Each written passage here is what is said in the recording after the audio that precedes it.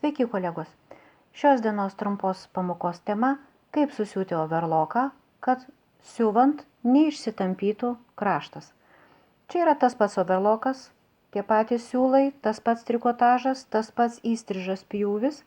Ir kaip matot, vieną pjūvį susiuvau overloko nereguliavus, o kitą susiuvau overloką sureguliavus. Vaizdas iš karto yra akivaizdus. Niekas yra nelyginta, tiesiog tai yra labai paprastas overloko sureguliavimas. Prieš pradedant siūti reikėtų dygsnio tankumą ir kokybę išbandyti ant būtent savo trikotažo. Ir tada jūs pamatysite, kaip atrodo jūsų siūlė.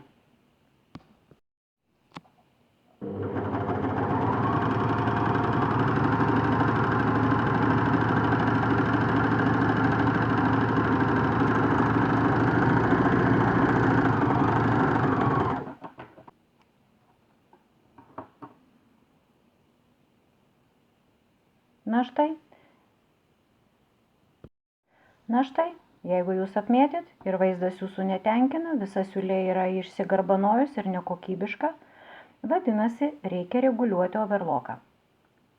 Kiekvienas overlokas turi du svarbius ratukus. Vienas iš jų yra dygsnio tankumo nustatymas, antrasis yra taip vadinamas diferencialas.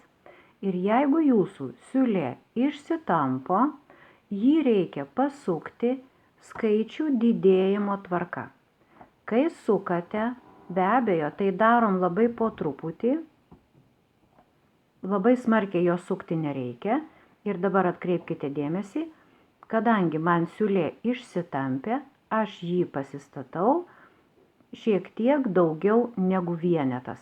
Šitas taškas dažniausiai reiškia tokį vidurkį, bet būtent ant mano trikotažo reikia, kad šiek tiek kitaip overloko dantukai transportuotų trikotažą ir jį šiek tiek prilaikytų, kad jo neištampytų.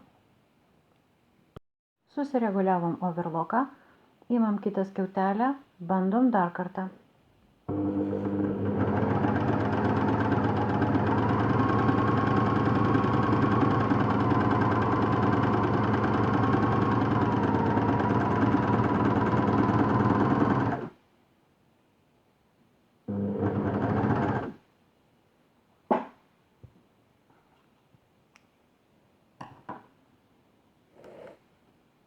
Na štai, viskas puiku.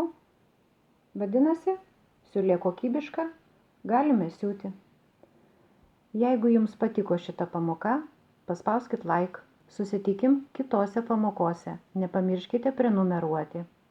Bus dar daug įdomių pamokų. Su jumis buvau aš, Ramunė Savilienė. Iki kitų kartų.